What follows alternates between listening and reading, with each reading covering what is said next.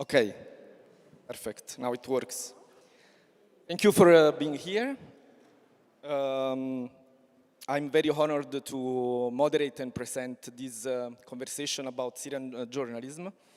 As you know, in December, the Syrian regime finally fell after decades of, oppression, killing, detention, and after years of uprising and civil war.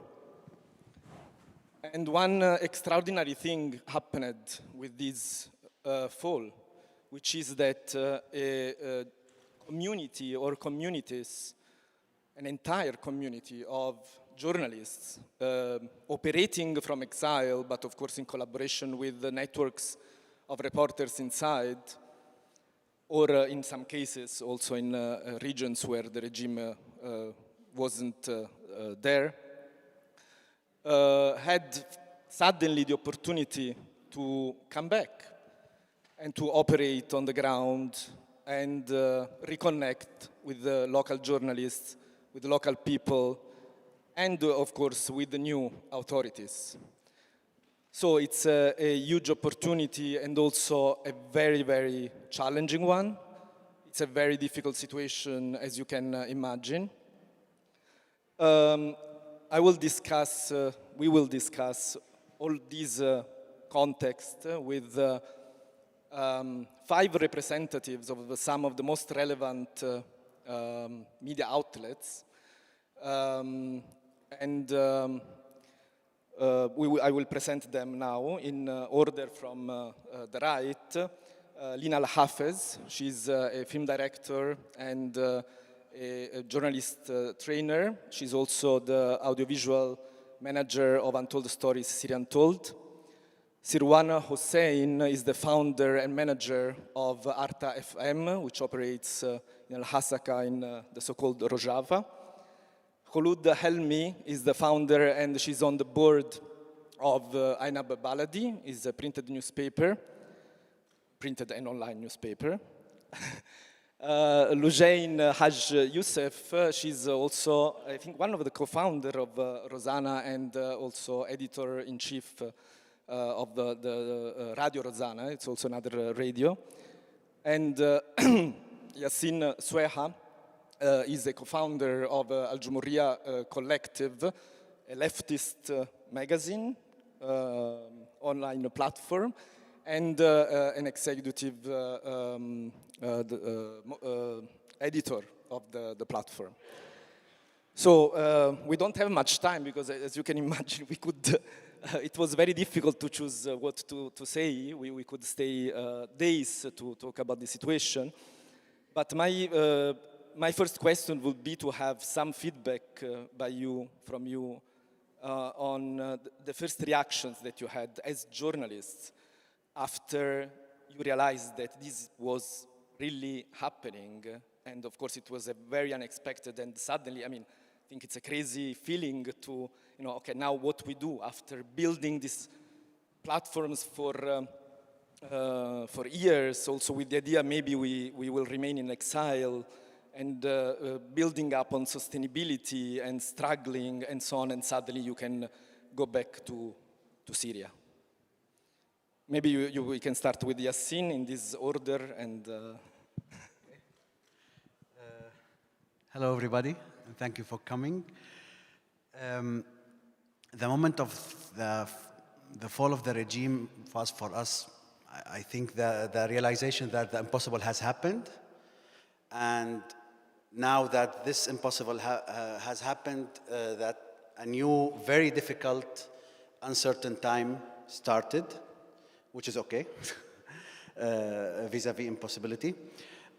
What I would like to remember from the first moment after Assad has gone was the amount of emails I got and my fellow editors got from our writers inside Syria and outside Syria as well, who have been working with us for years under pseudonyms because of security issues, asking to put their real names on their work.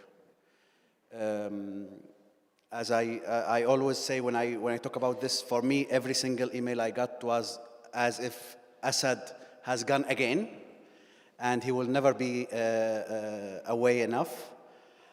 It was a very emotional moment, but for me, it was also a moment to realize how much we need to honor the labor of journalists in Syria in the last years.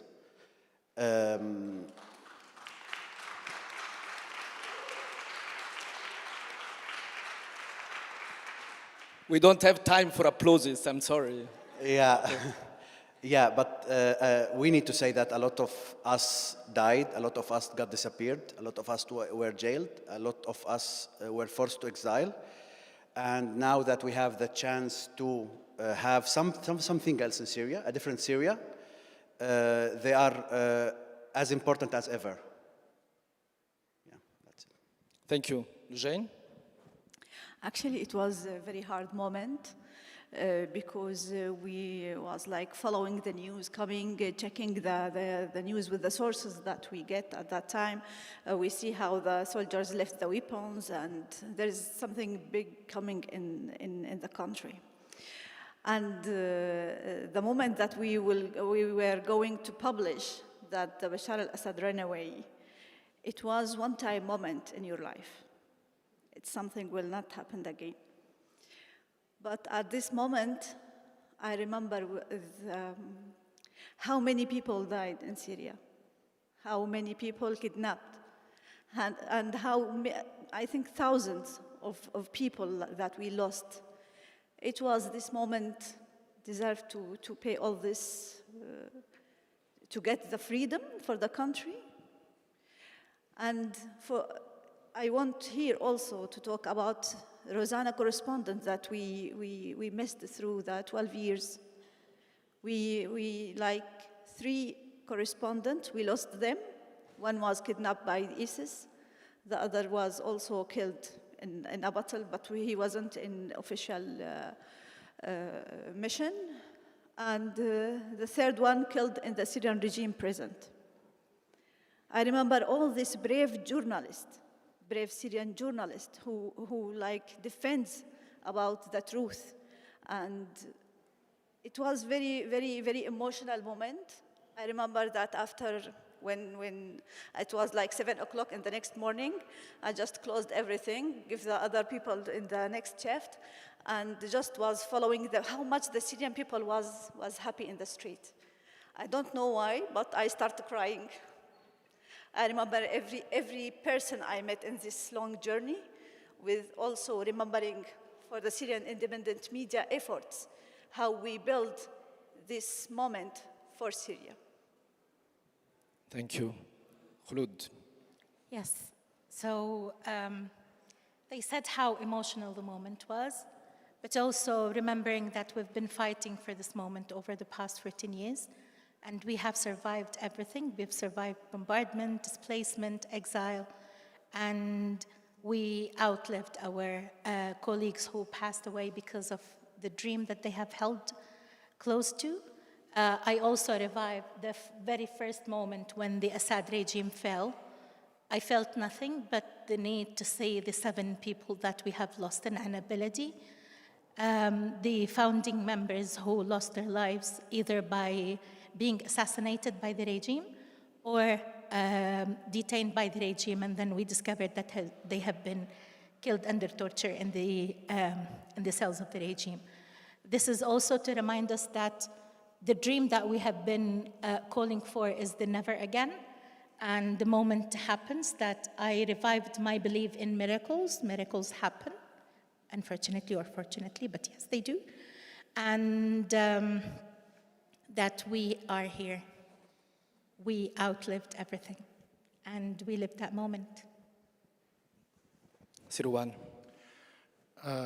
I was at the Dead Sea at the Reach conference when Assad escaped from the country, and I was close to Damascus, and 34 years I was waiting for that moment to go to Damascus. I was, as a Kurd, I was excluded being part of the state of Syria. Suddenly I had a state. I had a country, but I didn't have a state. Now After 34 years, I was part of a state, and I wanted to go to Damascus and to work, but my wife told me no. So I had to go back to Germany, and in Christmas I went to Damascus because we, the people of northeast Syria, the Kurds, the people of the region, were not allowed to go. We were not allowed to talk about ourselves, our culture. People in Damascus did not, they heard about us, but they didn't know who we are, and a lot of stereotypes, a lot of wrong information. And we also didn't know how the people in Damascus, in Sueda, in Aleppo, in Homs, in Hama, in Daraa, on the coasts, who they are, how they live, how can we build bridges between all of us. And for me, as a citizen of Syria, it was an historical moment. For me, as a journalist, it was finally we can work in the whole country of Syria, not only in the northeast, where we exist since more than 10 years. Lina. The moment was immense, but it didn't really materialize until I managed to go to Damascus. I had to actually physically feel it to believe it, in a sense. Because most of my work inside Syria was audiovisual work as a photojournalist and a documentary filmmaker. My relationship with my camera had become quite complex in recent years. I had been detained several times with my camera because of trying to film. So I had like a biological memory need to go to Damascus and hold my camera up in the street and film openly. I needed to do that to fix the barometer of my relationship with my camera, and that was really very therapeutic. It was definitely something I physically needed to do. But there was also this amazing moment of being able to meet all the other journalists from all the other places that we have been working with, using pseudonyms, meeting only online for over a decade, and we were able to sit like this in one room in Damascus, use our real names, and talk directly to our audience instead of all playing guessing games for years. And that was also an amazing moment when we had a panel of female journalists from Damascus, from Idlib, from the north, from the northeast, from the coast, openly being able to say, actually, we've all been working together secretly all of these years, despite the censorships that had been practiced on us from the forces that were in control of our areas. And that was, I think, also an amazing moment for Syrian journalism. Thank you. What about the second moment then? I mean, once the surprise was over, more or less, I mean, maybe, of course, the emotional phase, I think it's still there, but you are all, top editors or founders of these organizations, and, Syrian independent media is quite a unique historic phenomenon in the sense that you have, it's not just some media outlets, it's a sector.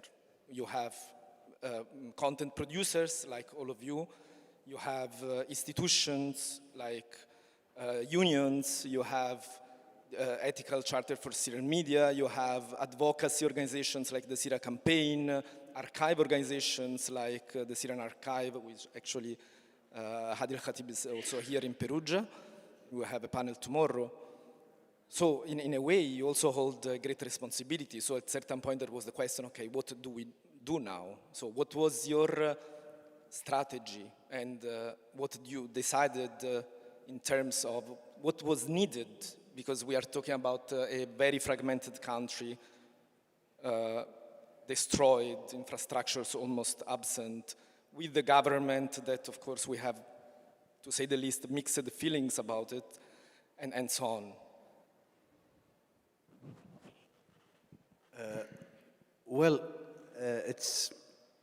It's a fact that we are dealing with an unhealthy amount of uncertainty. Internally in Syria, the situation is very liquid. very fragmented. A lot of big questions are not yet even on the table. We have security issues. We had a terrible massacre in the coastal area against Alawites. So we have a lot of armed groups acting, some of them on behalf of the state, which is not a minor thing. But also regionally, we are dealing in an area where a genocide is happening since October 2023, and still ongoing. And globally, we have what we have. From the moment zero, I think everybody here thought that, first of all, we have to keep doing what we are doing. We have to keep doing journalism. We have to keep doing news. We have to keep hosting discussions. We have to keep making knowledge about Syria. But also, we need. We felt the necessity to be as press, as media, to be part of the effort to build the Syrian public sphere. We don't have such a thing, and it's not an easy thing to achieve. And as you said, if we have to start about ourselves and that questions, of course we need to unlearn a lot of things that about the way we have been working the last years, because we have in a completely different stage, and emphasizing that it's a very uncertain one.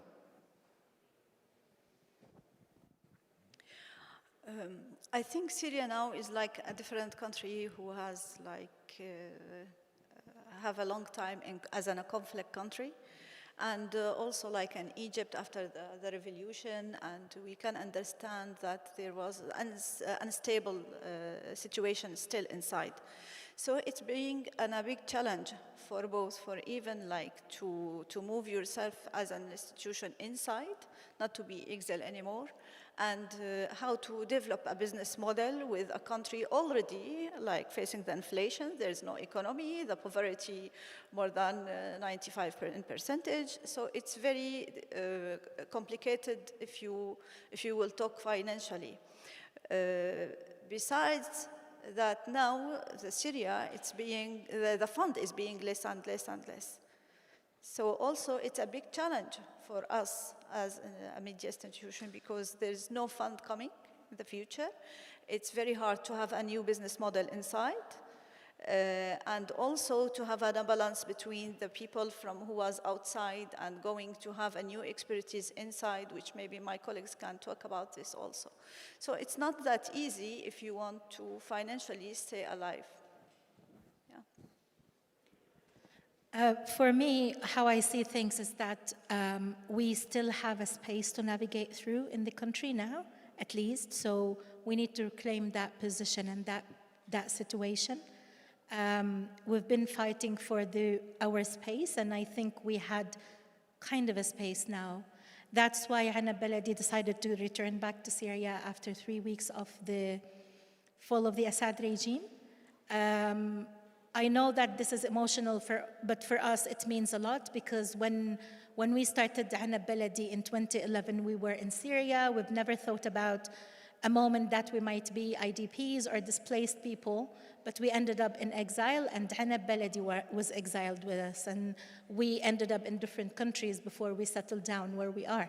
And now we are able to return back to Damascus and report from there and meet all the reporters that we've been only dealing with over the screen. So you see the people live, as my colleague mentioned, and to see that you have returned, that was a moment of victory for not only Hana Baladi, but I think every other media platform. And the other thing is that we printed the newspaper again in Syria, and it was, the amount of images I've received from people whom I know and I don't know on WhatsApp, sending me photos of Hana Baladi being read by a haphazard person in a cafe in Damascus. I remember I cried continually for 4 days whenever I remember this. How we are going to survive, as Lujain has mentioned, we don't know. And Yassine mentioned the situation is liquid, regionally, internationally. Financially speaking, we are not stable, and it's difficult to rebuild yourself inside the country that unfortunately we consider ourselves as strangers now after 14 years, that we don't know how to navigate through the new modalities of economic or financial models inside Syria. But what makes me ambitious is that we survived atrocities. And I think we're still alive and we're still breathing, so we can survive another decade of atrocities, maybe. Ruan? After the regime fall, I asked myself, how can I see that the regime really has gone, you know? So I decided to go to Syria 3 weeks after Bashar al-Assad escaped to Russia, and I established a team, and we started to produce a radio show from Damascus, because I didn't want to wait how things will develop, because I wanted to be a tool of change. I don't want the so-called winners to dictate how Syria would be, you know. They still think we are the winners, so we decide how Syria should be. No, there are spaces we have to occupy.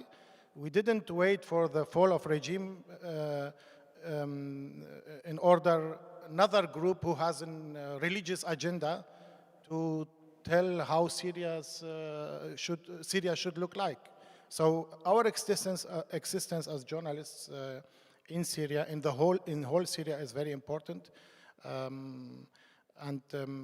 Since we are producing a daily show since then, we are waiting for the license. The new administration is not willing, is not able, is not capable. I don't know, still did not give the license to broadcast in Damascus. This is our goal, but somehow we are allowed to work, and we use that. It's our country, it's not the country of the so-called winners. This is very important.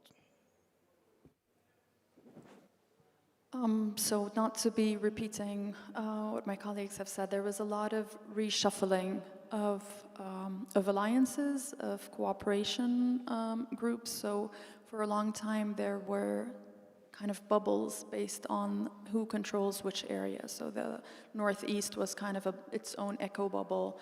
The areas that were outside of regime control in the northwest have their own little world. The capital was always its own bubble, and the coast was so what happened now is that there's a lot of reshuffling. All of these bubbles are opening up to each other. There's mobility again, people can move around. And not just Syrian press, but Syrians are re-meeting Syrians. We are rediscovering ourselves and each other. But also in terms of political agenda, we used to have this very clear parameter that alliances were based on, which is, are you with Assad or against Assad? And we lost that, in a sense. By passing this milestone, we have to reinvent our alliances. What brings us together now that Assad is gone as opposition? This applies to the media and to the press, but it also applies to normal Syrians. So everybody is meeting each other again on new bases, but because there is so much uncertainty, we're still not sure how to form the new alliances and the new relations. So it's a very fluid situation, and you can be very easily pessimistic about how you look at it. That is for sure. But there's also still room for a lot to do. And if there's anything that we learned in the past 15 years is that it can always get worse. So let's just make the best out of what we have and choose to be optimistic while we can. Yeah. I think, because I saw we have maybe the time to delve a bit more into this, like, I wanted to ask you, like, in terms of priorities, no? I mean, again, the situation is so uncertain, so chaotic, and so on, that you have so many issues that you have to face as media, from, like a watchdog role towards the new authorities and other actors, of course, that are still are also in opposition still and active against those authorities. You have the problem of this huge disinformation that is going everywhere, so verification and so on. You have the need to reach other people and to give them news, which is something that some of you were already doing, some of you weren't doing, for example. You have the issue of reconciliation and, of course, transitional justice, which are very connected, but sometimes, they don't come together. Sometimes to make transitional justice can mean to upset people on another side and so on. So how do you see these? I mean, maybe you don't have all of you to answer, but if you can you have comments on this, which do you think it's more important, or make a scale? I think now the media or the Syrian media have an important role to build the bridge between the Syrian community. Because through the last 10 years or more, there was like a wall. The Syrian people were living in different islands, They are they don't know anything. And I think each one of us who visits Syria, he can find that the Syrian people who was in Damascus, they don't know anything about the people who was in Idlib through this decades. No one. And the people who was in Idlib, they now visiting Damascus and just exactly looking the trees, if it's similar the trees in Idlib, or the wall, or the streets, or everything, which it's very bad. And of course, we need to build the trust also between the community. It's very important because now we can see that there's some behaviors coming with the new government which is unacceptable, like Yassine mentioned before. And we can see now there's a discrimination upon the sect is coming, which it's very dangerous, which will be obviously talk us to civil war, which it's very, very, very complicated situation. We should to be very aware as independent media, and as Sarawan mentioned, that we should be we should bring the Syrian together. We will not speak with the government propaganda again. No, I think it's our role. And if we get this trust from them, which already we had, because we work more than 10 years, we have our audience inside, we have our correspondent inside, even if we were working as an exile media, but that doesn't mean that we don't work inside. We learned through these last years how to work from inside. Even the new government will put some roles or lines about our work. But I think now, we had to go with civil peace, with building the trust between the community. I think it's very important. Another aspect is the time of one state, one party, one people is gone. Syria is diverse. We have a lot of identities in Syria, a lot of identities, and which is very good. We have religious identities, we have ethnical identities, we have,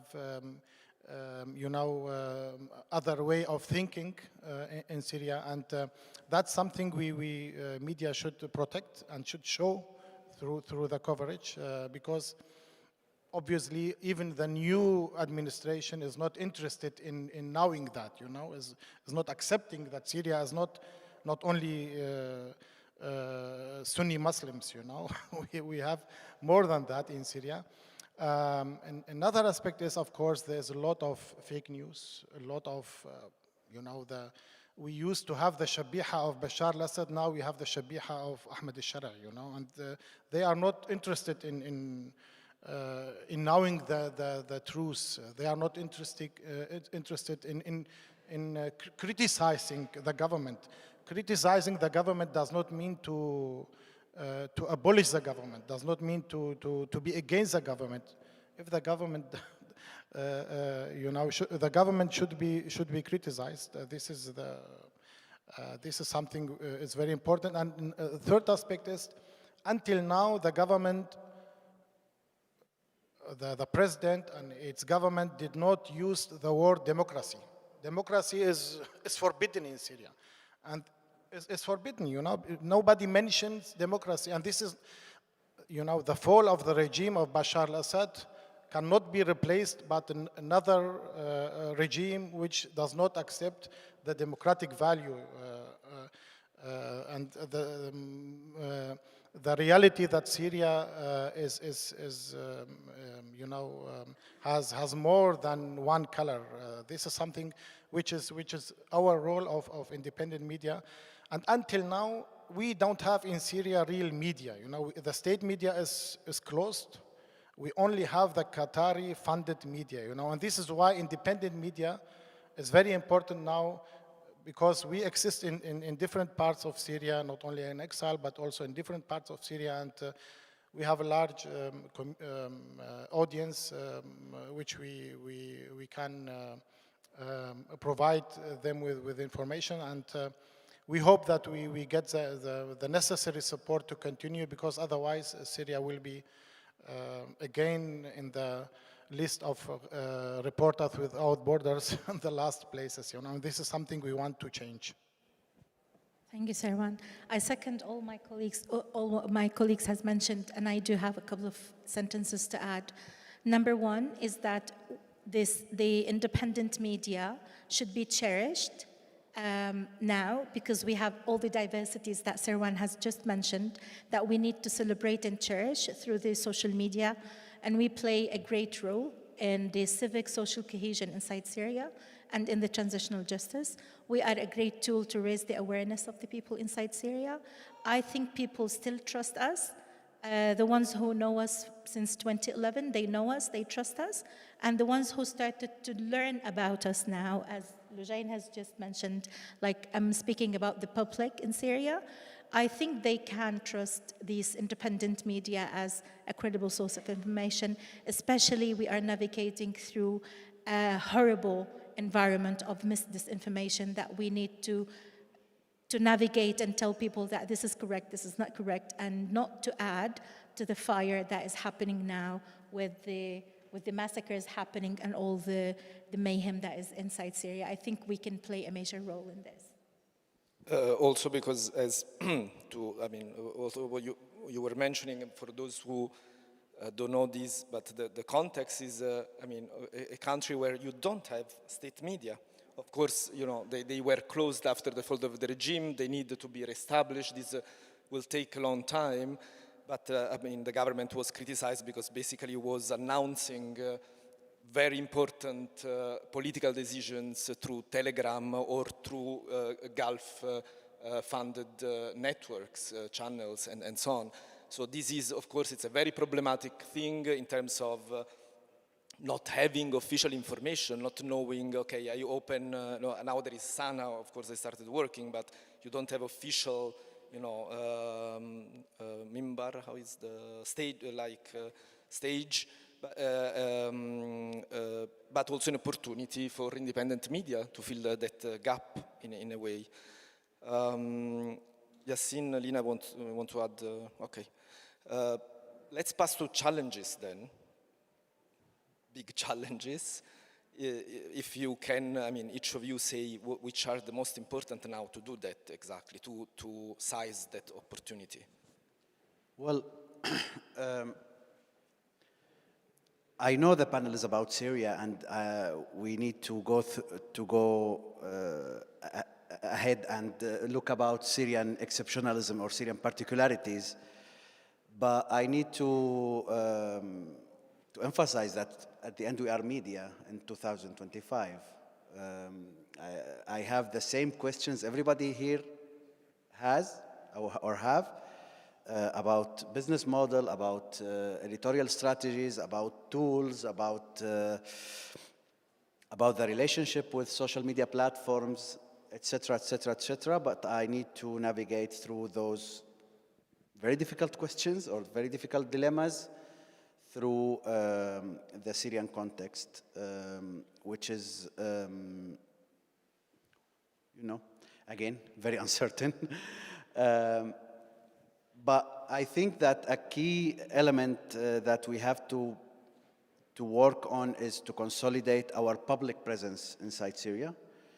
All of us we have been working inside Syria for years. Now, it's also a thing we have to do to unlearn the way we did that before, and now being a public and active part of the Syrian public sphere. Now everything in Syria is in the making, and we cannot just sit tight and wait the people who think they are ruling the country, how they want to go. Now we don't have a constitution, we have a constitutional declaration, which is, let's say, problematic. We have a government which has, again, a Ministry of Information, even though some of us wrote a public statement and fought to eliminate that.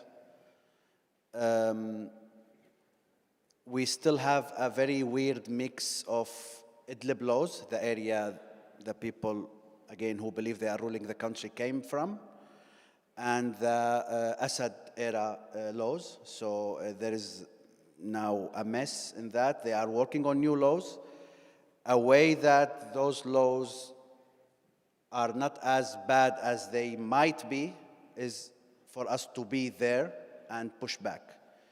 I think, I don't know how much power we have to move, but I'm sure that every power we can get it by being there, by our people working as public journalists, working for public platforms, not like hiding under pen name reporters as we did. And I hope we never go back there, because this is the main question. If we go back there, then everything else is bad. But yeah, being inside Syria publicly, and I will say it's as important as that to bridge a lot of gaps we have in Syria between different realities inside the country, but also among the Syrian diaspora, which is huge. So we have a lot to do. Hussein. I think now we are facing also a new phase of pluralization of the Gulf money, which is coming from Qatar. Now we all, as a Syrian media, we demand, we applied to register inside the country. We still didn't get any information. They said we pause it until the new ministry or new government will be, the new government come. There's no news about anything. We tried, me and Sarawan, just to ask from our tunnel inside the government, is there anything will come? No news is coming. So I think even for us, if we want to go to inside and work officially, we don't know how much we are welcomed actually, and how much of the freedom of space that they will give to us to work. Because I was mentioned today to Yassir that I was very happy and would like to share his post on Facebook, because I couldn't now put my opinion on the Facebook because they screenshotted and doing files in the media ministry for us as a journalist. So even this freedom on your Facebook, it's now like it will put my association in danger now. So it's very hard to work in this environment. And as we mentioned before, that if they don't believe in democracy and if they didn't put it, how you will talk and how you will account the government? And what the meaning of about you have to work according to our rules and how we think the community should be in the future. They still want to build the temple or the model for the country, which no one know what is this model, actually. So it's very hard to talk about our future in Syrian media inside, like in a bubble. No one knows what will happen exactly, but from our lesson learned, from our last experience with the Syrian regime, we try to find our spaces to put our hand in. We don't want to be out the country again. We will try to find our solution, how we can survive inside this environment, actually. Especially this government, they just give like an oral decisions. They work outside the Syrian law. So it's also dangerous for our work if we want to go inside. What I wanted to add in here is that, yes, all these challenges are present, but our reporters and their reporters, I think they still claim the space for themselves to report from inside, and I think we need to cling to this. As organizations, as institutions, we have not received back from the government if we are registered or not, but our teams are journalists and reporters. They have their press cards and they can operate inside Syria, which is a space that I personally think that we are victorious in this, that we still have the teams navigating around, and we have to cling to this. I'm not going to give up this to anybody. Lujain mentioned that we survived the Assad regime. Yes, we did. And it's the most notorious regime ever on earth. And I think we can do any regimes that might happen inside Syria. The challenge is how, the momentum. I know that we are all tired, and I think that we need to flee somewhere that we can't see anybody. Me personally, I want to disappear. After 14 years of fighting, I think I am done. But no, we're not. I mean, we inherited that big burden of legacy, especially of those who passed away because of the burden of telling the facts or the word. We want to speak up, and I think we need to carry their legacy. But other challenges are economic, financial. Where are we going? Funds, the shape of the country, who's going to rule what? Where are we going to position ourselves? I know it's too early to give up, but we are not in a prime position now. Also because, I mean, before just giving to the, that until now, with all these problems of licenses and so on, that they justify that they're not prepared also, it's not a political thing. I mean, your journalists. So this is, I think it's important to say that with all the negative signals, signs that we have and so on, still we are not there. And I think it's also important to tell the people that this is the context, no? Yes, but the time of celebrating the fall of a regime is over. Okay, now we want to have a Syria. By the way, Syria is not a united country. Ahmad al-Shara does not have the control over the whole country. They are in the northeast, in the south, the coast, and he has no control over the people there. Not military and not always, even the supporters are not existing there. So we need a country where everybody can contribute to it, a constitution where everybody has the same right and duties, okay? I want to belong to Syria. Now, for now, I don't belong to Syria as a Kurdish citizen in Syria. I don't belong because still Syria has its name, the Arabic Republic of Syria, you know?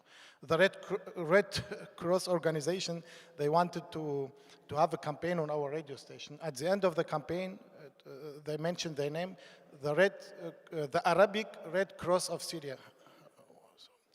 Why the Red Cross should be Arabic, you know? So this is the names of the former regime, you know, the new regime did not change. And until there are no changes in the constitution, Syria is not Syria, it's part of Syria, you know. But nevertheless,